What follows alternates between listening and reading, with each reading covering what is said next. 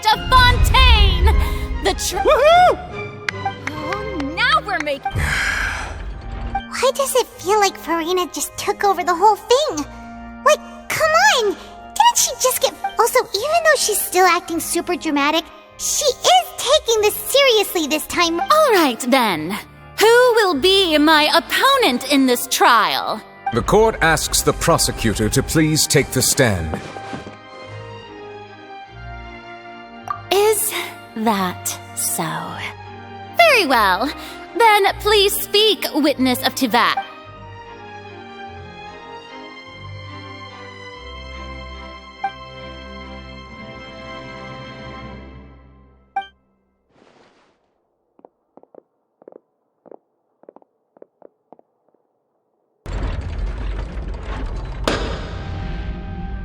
Also, please allow me to ask, as a final question before the trial begins, just how much work did you do to force me onto this stage? Well, we did do a lot of prep after the meeting that day. I can go over the tasks assigned to the Spina di Rosula, since they were rather straightforward and easy. Navia, the president of the Spina di Rosula. Most of the people who participated in the disturbance this morning were my subordinates. They changed into plain clothes and came to the Opera House as regular audience members, waiting for the perfect opportunity to incite insurrection against you. The people's resentment against their Archon has been building as more and more of the prophecy is fulfilled. A spark was all we needed to turn smoldering anger into a flame.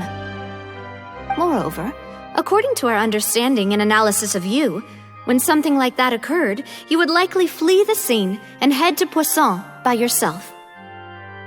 So, we arranged for a second group to lie in wait there. So, you mean, the ones who scoured the settlement for me were also from the Spina? And their goal was to force you to step into the giant magic box so you may personally participate in the greatest magic performance in all of Fontainian history. That's right. That house was a magic box rather than someone's residence.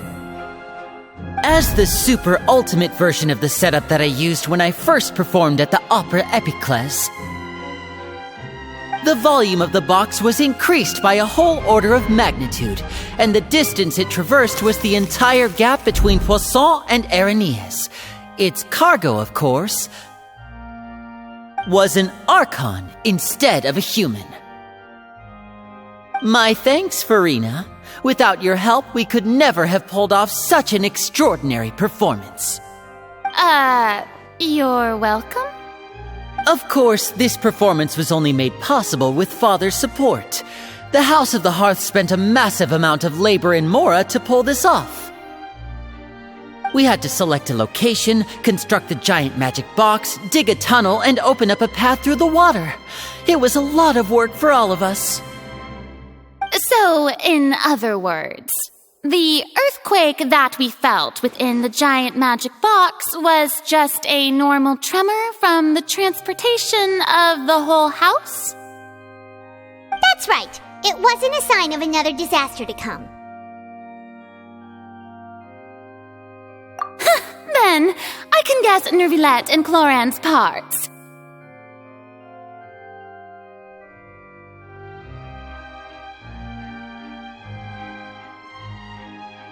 You gathered a crowd, prepared a stage, and made sure that the champion duelist would be immediately ready for a fight. Also that as soon as I appeared on the stage, the trial may commence without a hitch. Am I right? Yes, that is correct. Well, Clorand, I must commend you for your courage. Only the most outstanding champion duelist in all of Fontaine would accept... Thank you. As for you, traveler, I suppose your role was to keep me distracted with conversation once you found me in Poisson. You'd make sure that I didn't notice anything amiss before revealing yourself as my prosecutor once we'd arrived onto the stage. Oh?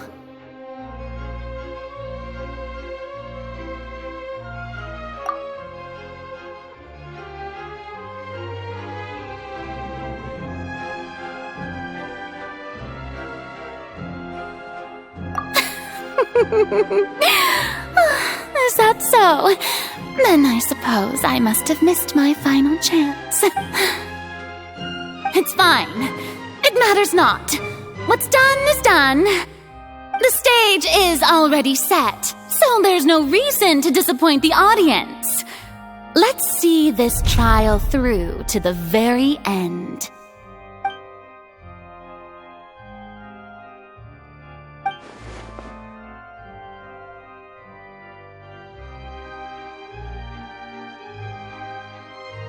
Sir Prosecutor, please allow me to pass this along. This is a document that Miss Charlotte applied for and received permission to share with you during the trial. According to her, it should speed up the proceedings. Huh? Charlotte wanted to give us something? Oh, so she's here too! Hey, Charlotte! Oh, let Paimon see. Isn't this the exclusive interview that she did with us before? So she's a... Wait, then that means this document is a perfect timeline of everything that's happened ever since we stepped foot in Fontaine! So in other words, we can refer to this anthology of evidence every time we want to use something from our journey as evidence for an argument!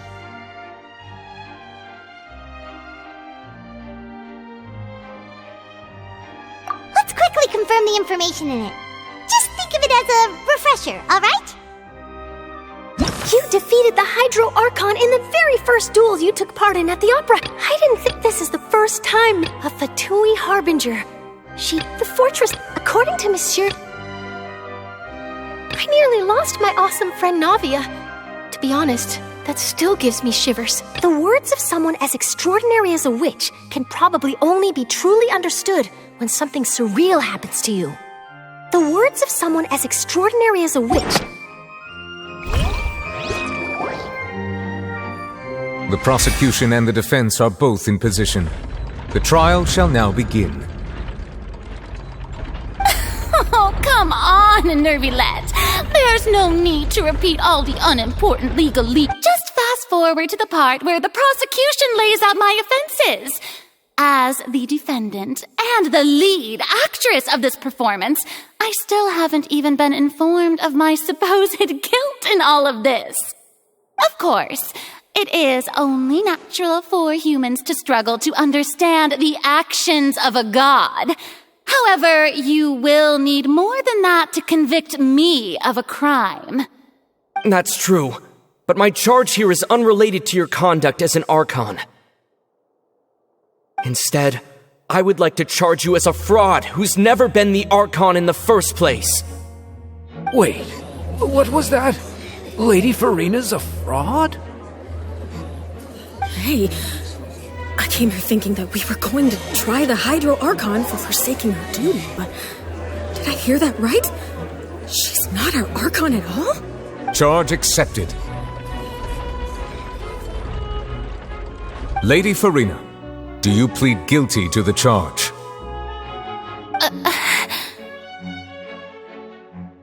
Lady Furina. I plead not guilty. How can I be guilty?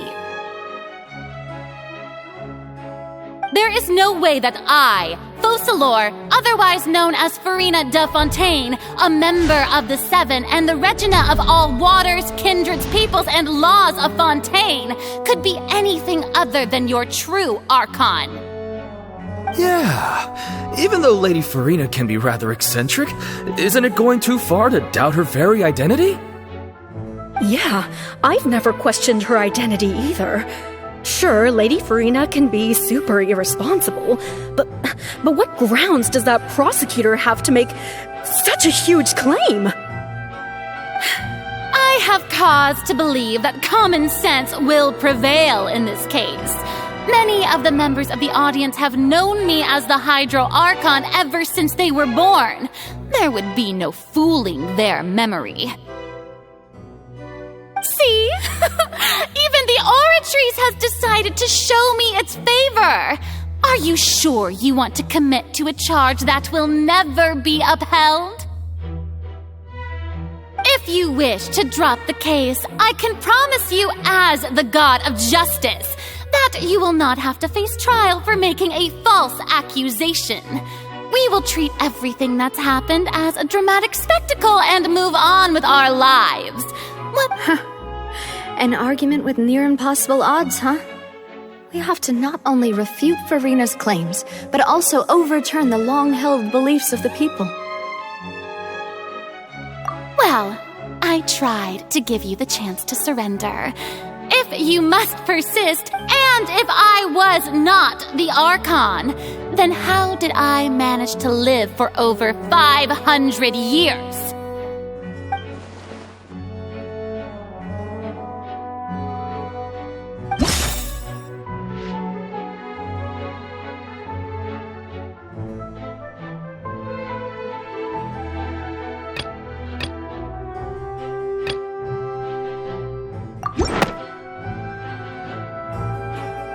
First of all, you may be a member of another long-lived race, which would allow you to naturally possess an extended lifespan. And second of all, even if... Who gave you that idea? Was it the knave? You'd sink so low as to use a harbinger's words against me. A curse? I once thought it possible that the aura of an Archon might naturally resemble a type of curse. But in light of this claim, perhaps what I sensed was not your divinity, but a curse after all. Neverlet sensed it too, huh?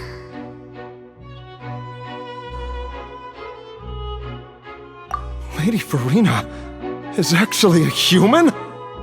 Well, it is true that it's extremely difficult to tell humans and gods apart just by looking at them. It's not impossible.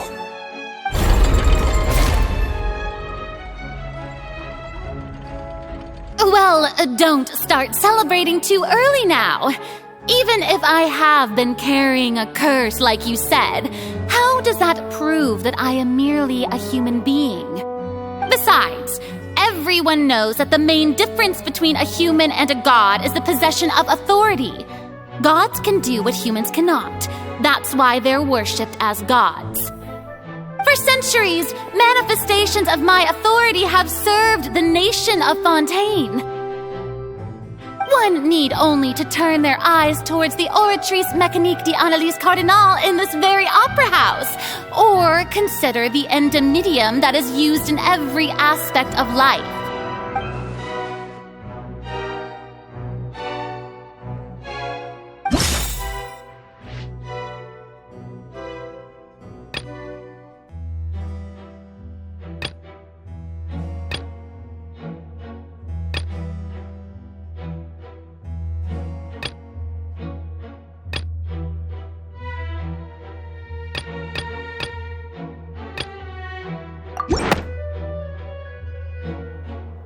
You tried to reference the Oratrice, but weren't you as confused as all the rest of us when the Oratrice declared Child to be guilty without any proof? Didn't I make myself clear at the time? The decisions of the gods are naturally difficult for humans to comprehend. There is no need to provide an explanation. Lady Furina, I believe a reminder of your current circumstances is in order. While the court is in session, the principles of justice and the law must come before all else. While you are an Archon, you are also first and foremost the defendant in this trial. You will prove yourself unable to defend against the prosecution's charges if you continue to withhold vital information against the rules of the court. I never thought you'd use that kind of rhetoric against me. That was no trick of rhetoric, Lady Furina. I've merely reiterated the rules of the court. Rules that all should respect and follow. So, you neither knew why Child was declared guilty, nor did you understand the structure and operations of the Oratrice. Instead of having been created by you, the manifestations of authority you mentioned have been made by the real Hydro Archon, haven't they? The real Hydro Archon? Well, now you're really losing me. It is true that I did not know why the Oratrice gave out a guilty verdict that day. But the Oratrice handed out that verdict unilaterally, and it has been operating independently ever since it was first created.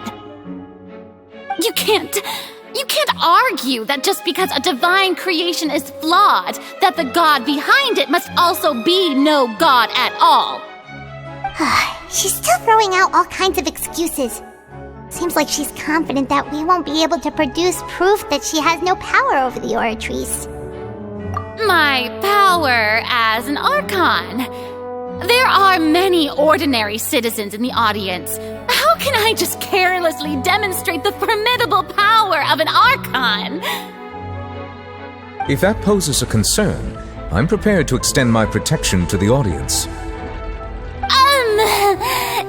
You don't need to go that far.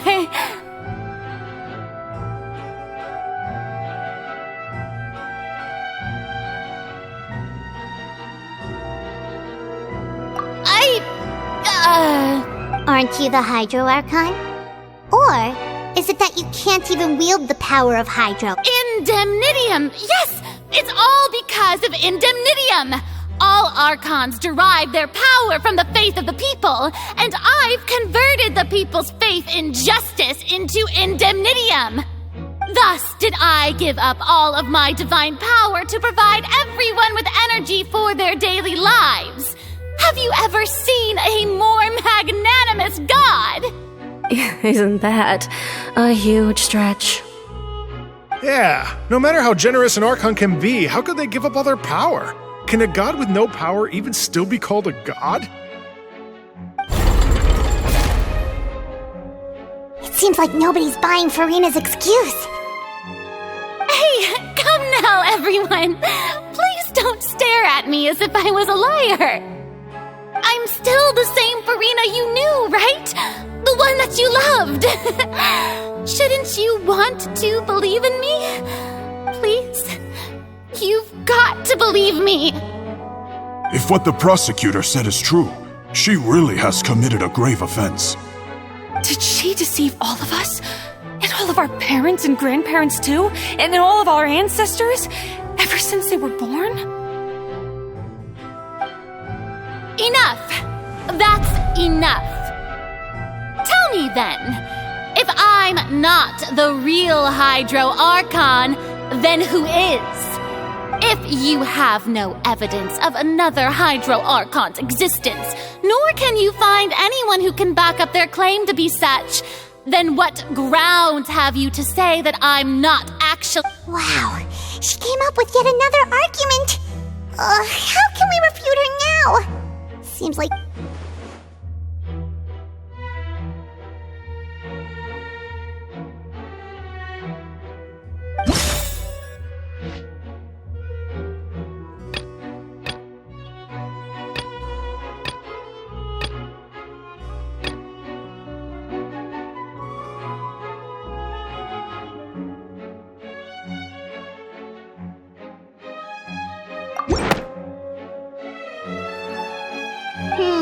that doesn't sound right. Paimon doesn't think this clue—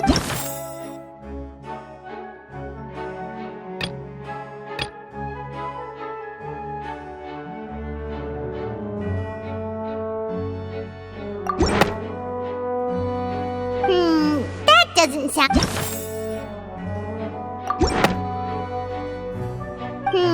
that doesn't sound right.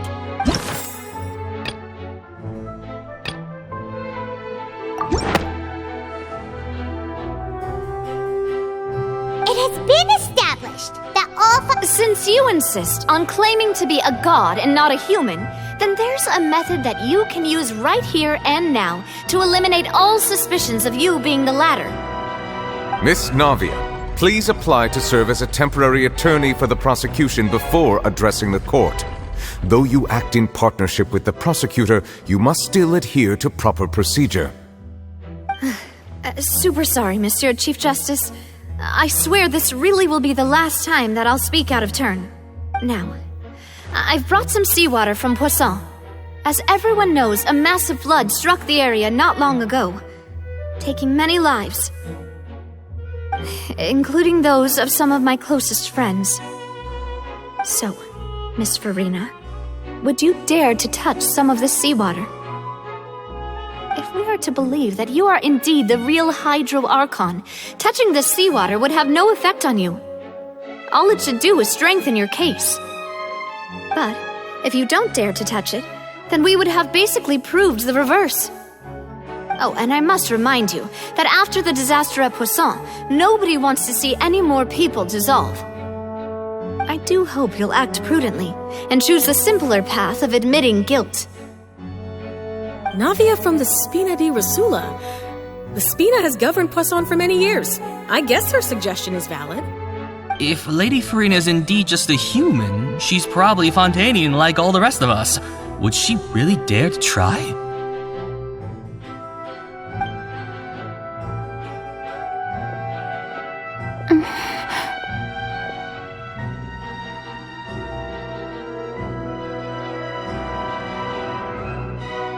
Lady Furina, this test has been unilaterally proposed by the prosecution.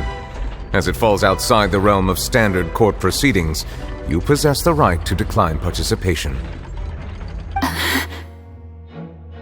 Well, of course he had to tell her that. But refusing to participate is basically the same as a confession of guilt. She's just staring at the water without saying a single word. It really does seem like she's quite terrified of it. That could only mean... What's going on? Is she really planning to... Due to the inherent risk of the test, Lady Furina, you may...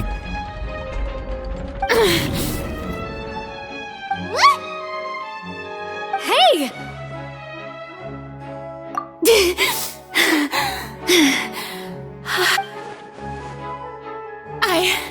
I'm fine!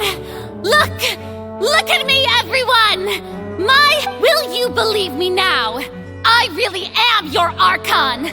I'm nothing like a normal human who would fall apart as soon as they touch this water! Miss Siegewin? If you're present, Miss Siegewin, please come forward and attend to the defendant. Siegewin? Don't be nervous. It'll just take a few seconds. Let me see. That should be enough. Please announce the results of your evaluation to the court, Miss Siegewin. As everyone doubtlessly saw, Miss Furina was displaying symptoms of hyperventilation and flushed skin. These indicate that she was experiencing the adverse effects of exposure to primordial seawater. The extent to which she was affected is the same as other humans when exposed to primordial seawater of a similar concentration. Thank you, Miss Siegewin. Lady Furina, you may return to the defendant's stand. Oh, wait. What did she just say? I didn't get dissolved. Shouldn't that be enough to prove my innocence? Well, considering your tendency to run from your problems, we did originally prepare a direct sample of the seawater around Poisson. However, after extensive discussion, we exchanged it for a sample that is not concentrated enough to dissolve an actual human. After all, on the off chance that something entirely unexpected might occur, we don't want anyone else to lose their life to the sea.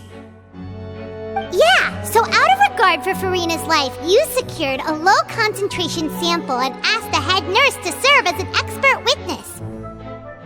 It's a great thing that the direct sample wasn't actually used. Furina could have...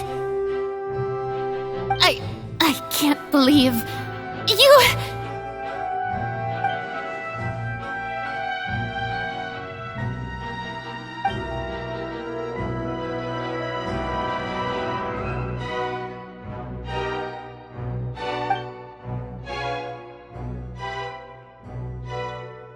Listen to me!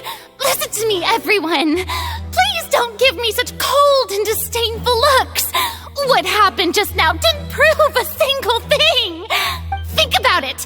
How can you conclusively prove that an Archon can't also be affected by the primordial seawater? Also, if I was really just a human, why would I dare to just put my hand in that kind of water?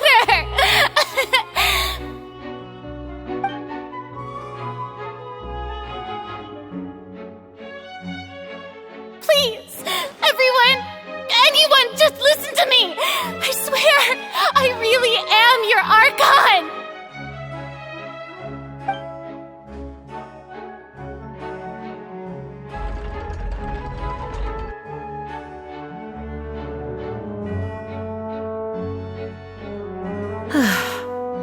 I don't think anything she says at this point will sway anyone. The odds are just too stacked against her now. With all the things that have been said, Paimon doesn't think there's any way left for Furina to win. I believe the time for arguments and presentation of evidence has come to an end. If there are no objections, we will move on to the final judgment.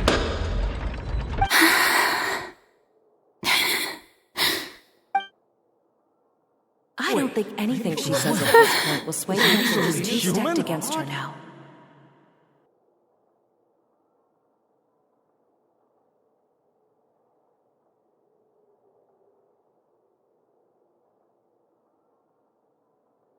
In my capacity as Chief Justice, I shall now render judgment on Furina's misrepresentation of herself as the Archon of Fontaine. As a human who knowingly deceived her fellow citizens, Furina is guilty.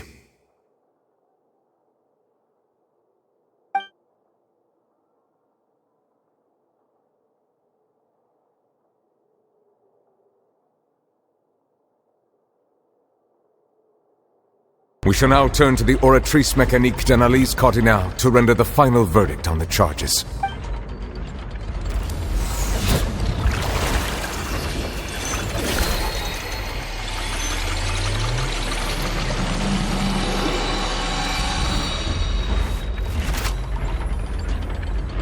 According to the judgment of the Oratrice Mécanique d'Analyse Cardinale, Furina is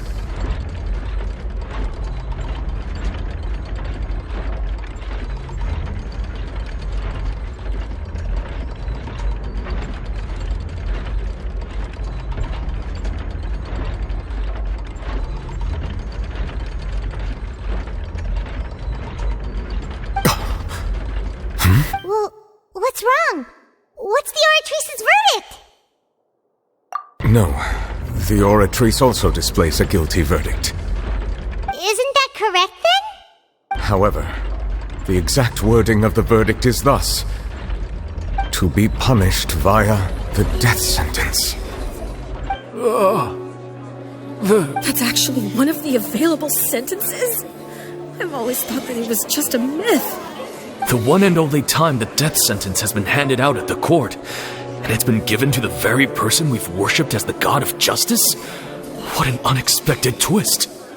Furina's been sentenced to death by the Oratrice?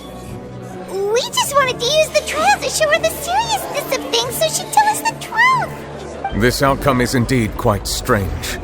According to Fontaine's current definitions of justice, as well as its recommendations for criminal sentences, is this sentence really appropriate for the crimes that have been committed?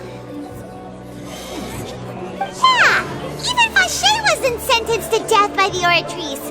You know, the real evil mastermind behind the serial disappearances case.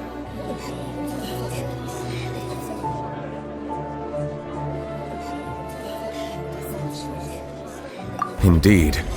Not only is Furina's sentence overly excessive, the very point of our trial today was also to prove that Furina has never been the Hydro Archon in the first place.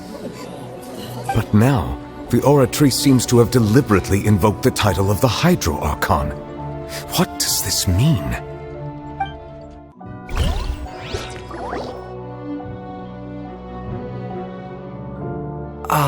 Excuse me, if I may interrupt. Is the trial still going? Fremine! You finally made it. I assume this means you've completed your mission? Mm-hmm. Any mission Father assigns to me will always be top priority.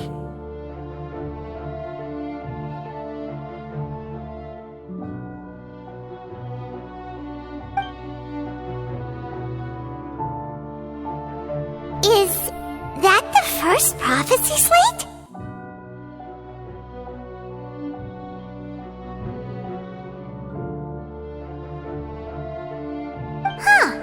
So the knave privately arranged for Fremine to try and find the missing slate!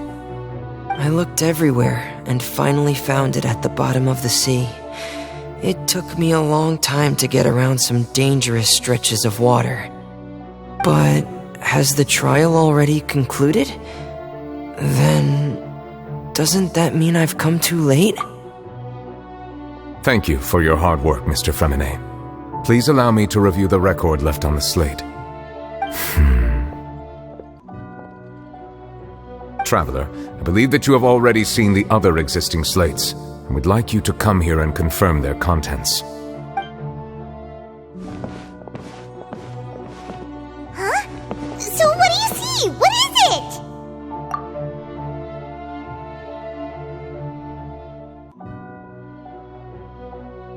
I believe I have now made sense of the Hydro Archon's crime. It has to do with Fontaine's lost history. Huh? Isn't the Hydro Archon just guilty of deceiving her people? Oh, wait, no, that's Furina, and we've already proven that she... So when you say Hydro Archon, do you mean the real Hydro Archon we've been kinda talking about?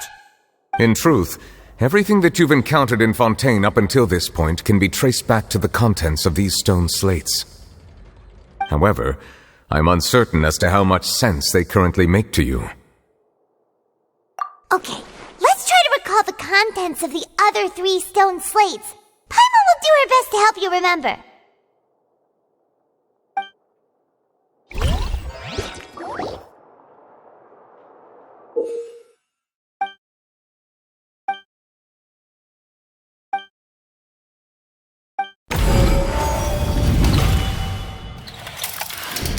The first stone slate describes what you just said.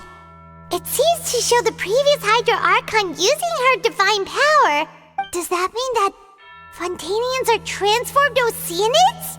The second stone slate shows Celestia floating in the sky, and this must be the point when the Hydro Archon and the Fontanians were branded with their... The third slate shows the Hydro Archon sinking into the sea surrounded by many people. Huh. That reminds Paimon, didn't we also watch that happen to someone? Well, the fourth slate is the prophecy the Fontanians have been talking about. People dissolving into the sea. We didn't believe that such a crazy disaster could happen at first, did we?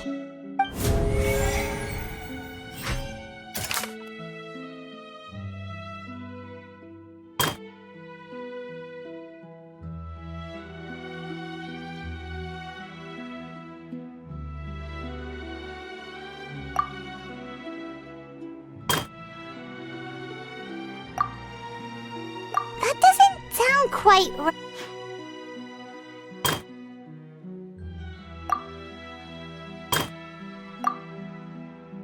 That doesn't sound...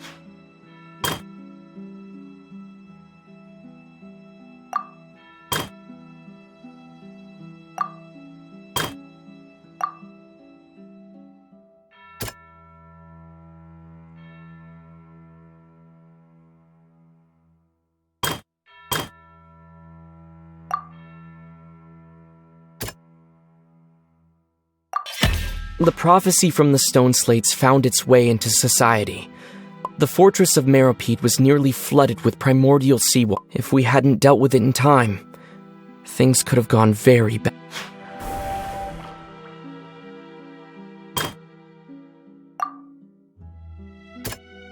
That doesn't sound...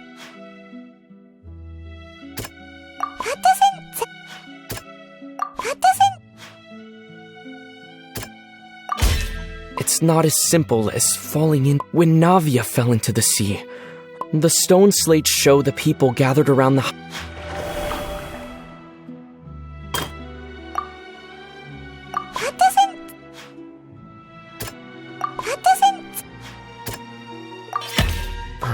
what is about to take place has all happened before. The true sin of the Hydra and the original sin cast down on the people of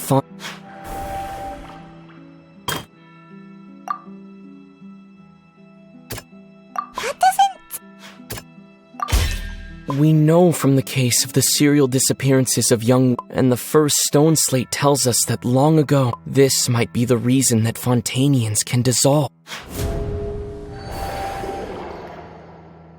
They'll dissolve into the primordial sea but won't cease to exist. Their essence will flow in the seawater. The Hydro Archon was sentenced to death in court, shocking everyone present. Perhaps this means that her sin was actually... Navia fell into the water inside those ruins, and she nearly dissolved. She was surrounded by the people of Poisson in a court within her consciousness, and was forced to take part in a trial meant to make her stay.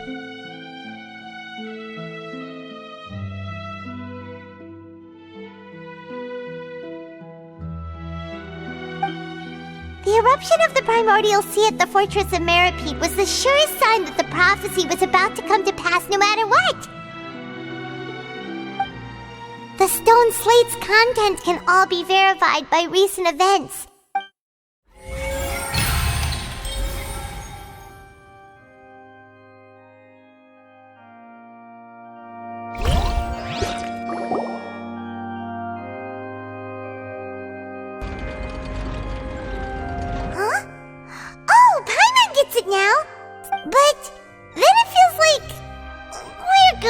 Share some truly shocking revelations. Let's hear them.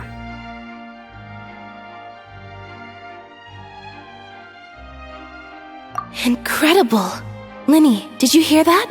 We're not real humans. All Fontanians were originally created by the late previous Hydro Archon, with Oceanids as their basis. The evidence for that can be found in how only Fontanians could dissolve in primordial seawater, and how all the girls Vacher dissolved were also turned into Oceanids. Oh, and according to Navia, when she was about to get dissolved, she also saw everyone gathered around for a trial, all of them in the shape of Oceanids. Indeed.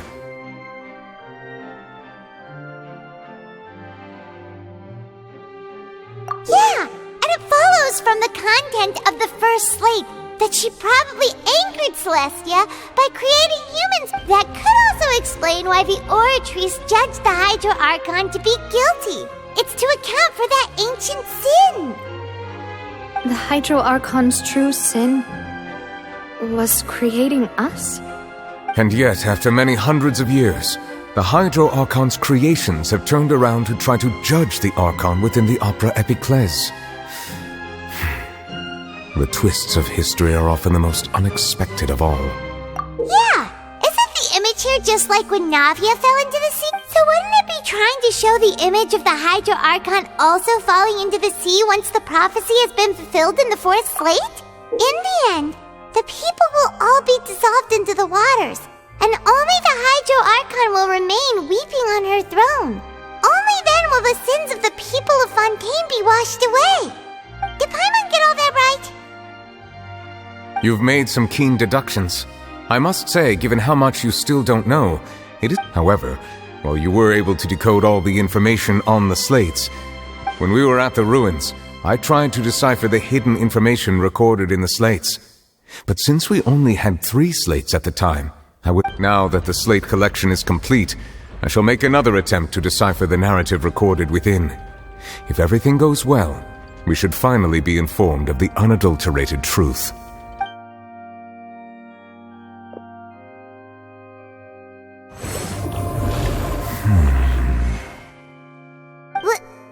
Well? I believe I should share this truth not only with you, but with all the people of Fontaine as well. I will try to briefly summarize it for you.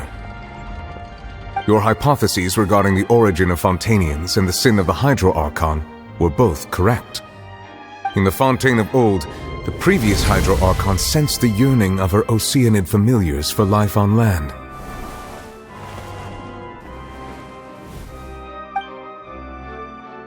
the Oceanids were enamored with the beauty and romanticism of human beings, and wishing to have those experiences for themselves, expressed to the Hydro Archon their desire to become of a similar kind. However, even though water as an element is intricately linked with the power of life, not one to give in, she eventually found a way to create permanent humanoid bodies for her familiars by appropriating the power of this planet's primordial. She poured primordial seawater into the Oceanids' blood vessels, creating humanoid mimics in the process. But if Fontanians were to ever come into direct contact with water from the primordial sea, the power within their bodies would escape these artificial restraints and return to the sea.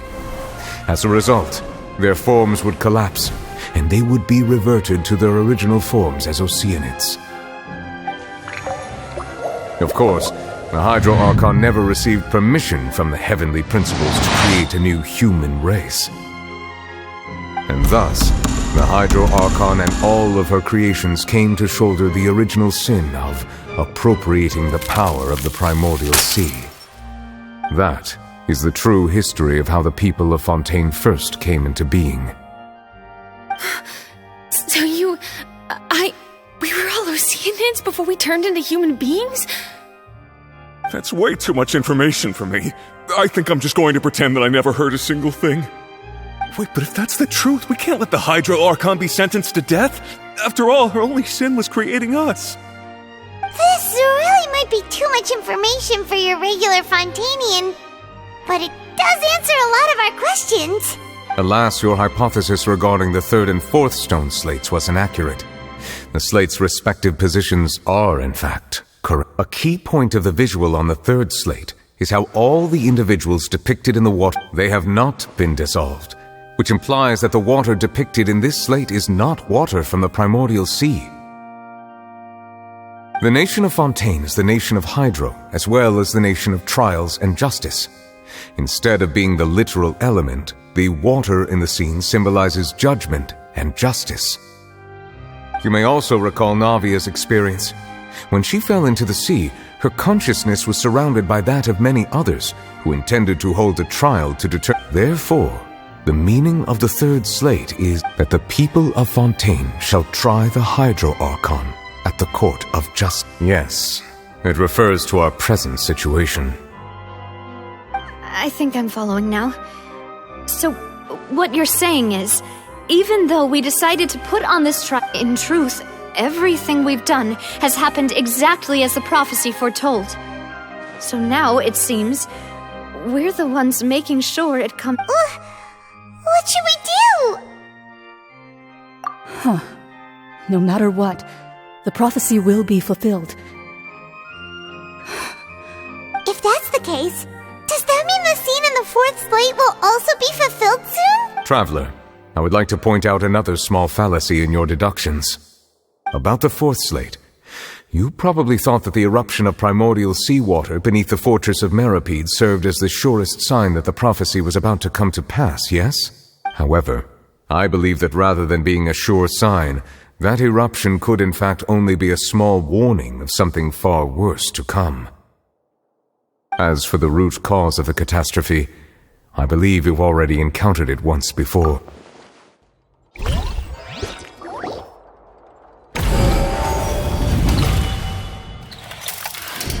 This eruption was just a small warning of the things to come. We must find the root cause of the disaster.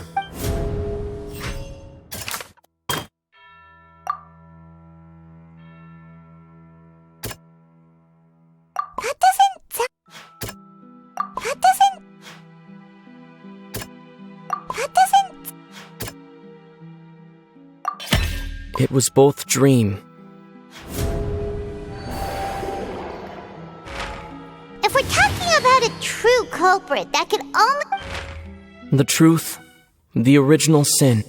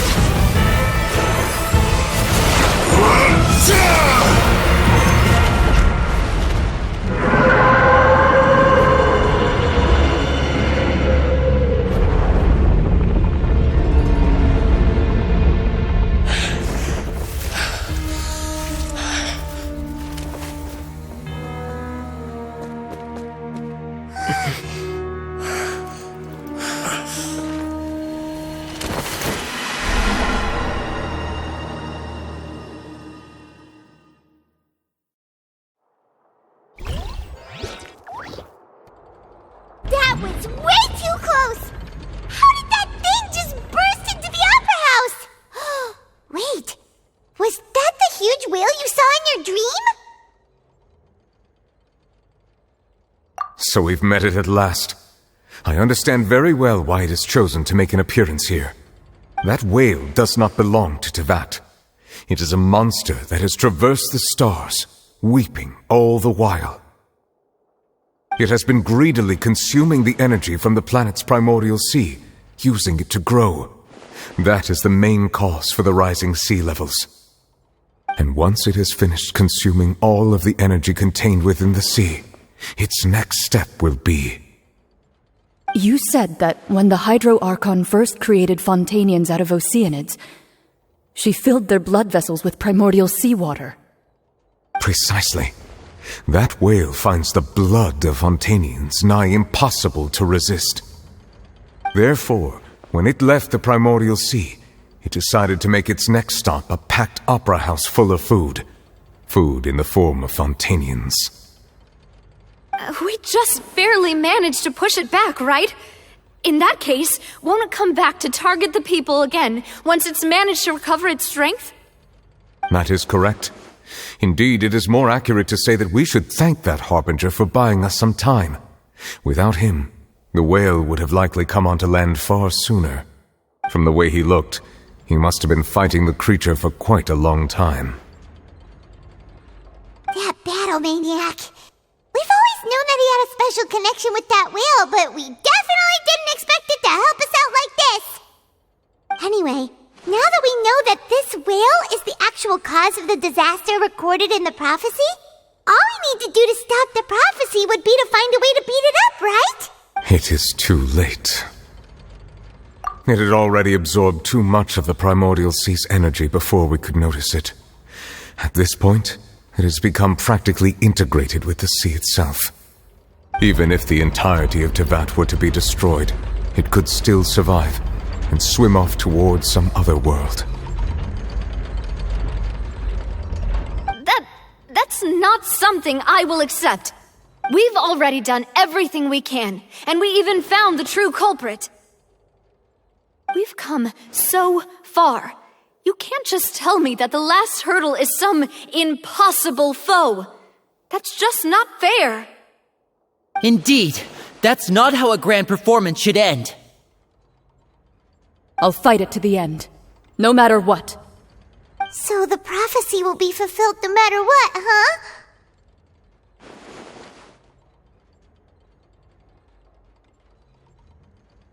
The prophecy. Yes, what has been prophesied will be fulfilled.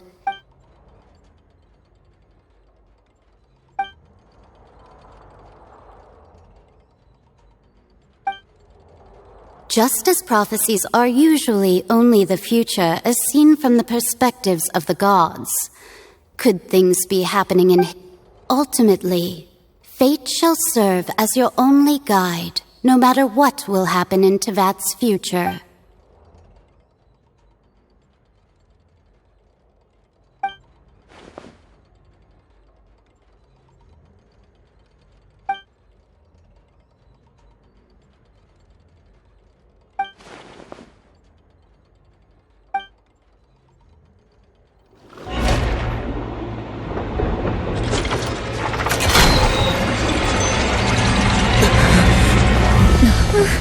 What's happening with the oratories?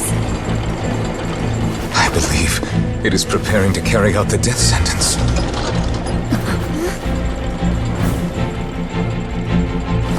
Furina!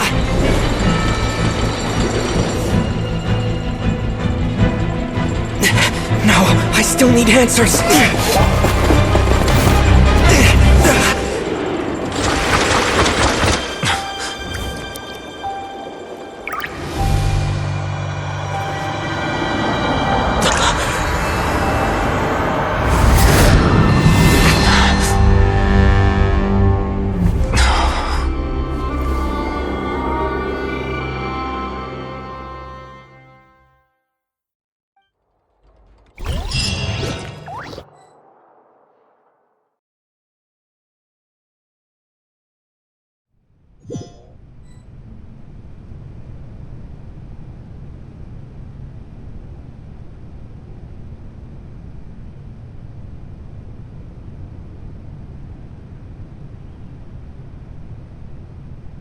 You.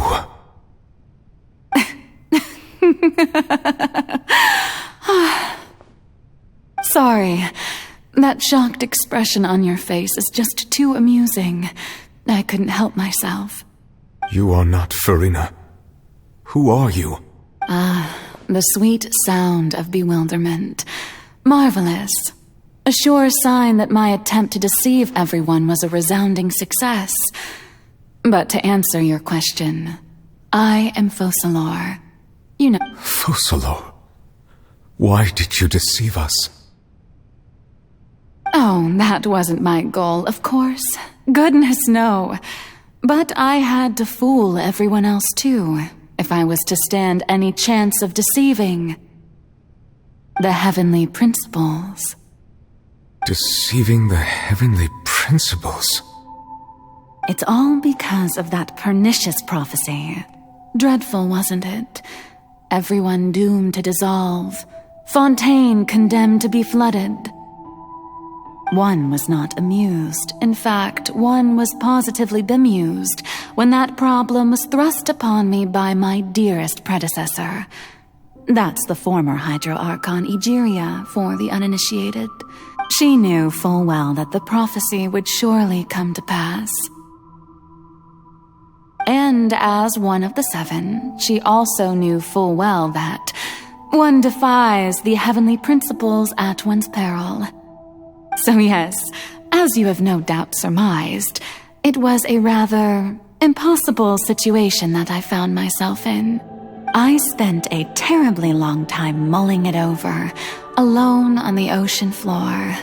And I was almost growing barnacles by the time I finally realized I had to outwit the heavenly principles, allow the prophecy to be fulfilled, ostensibly at least, while saving everyone at the same time. I'm a genius, I know. I can only assume that's why Egeria chose me as her successor. Although, looking back now, it was hardly the inheritance one dreams of.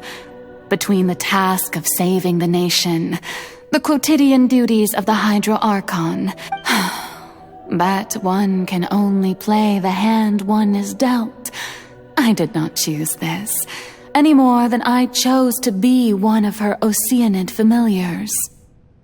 So you were also once one of the Oceanids, transformed into a human by Egeria's hand? Yes, I was. I always dreamed of becoming human. And I still do, even now. In my eyes, to be human is to be part of the greatest opera ever known. After becoming a god, I separated my divinity from my body and spirit, leaving behind only a self that was as naive and bewildered as my past self on her first day as a human being. The me you see before you now is that divinity, and the human counterpart I left behind, I named Furina. She could feel joy, sorrow, and everything in between. She could be as vain and conceited, or as meek and vulnerable. Her strengths were of a kind only a human could possess, as were her shortcomings. But in my eyes, Furina's humanity was what made her perfect. She was perfectly human in every way. The person I always wanted to be. Anyway, so then I cursed her. All part of the plan, of course. The plan to deceive the heavenly principles. Do you still remember the final scene of the prophecy? The Hydra Archon alone, weeping on her throne. In order that the prophecy might appear fulfilled, I invited Furina to be an actress, to play the part of the Hydro Archon in the prophecy. Under the curse I placed on her, so long as I, Focalor's divinity, continued to exist, she could not die. But nor was she free to live her life in the pursuit of happiness. Instead, she was forced to take the stage in the opera house, to embrace the role of leading lady, to forever play the part of the god from the prophecy. I suppose now you probably understand why your court is called the Opera Epiclese. But Furina is only human, isn't she? Even though she has had a long life, her mind is no stronger than that of any other ordinary human being. I cannot begin to fathom what she has had to endure. It must have been torture for her. It has indeed. And although she is, in a sense, me in human form, I most definitely owe her an apology for it. It's been 500 years. And all along, she's been playing her part in the most unimaginably long, unbearably lonely, and agonizingly painful opera of all time.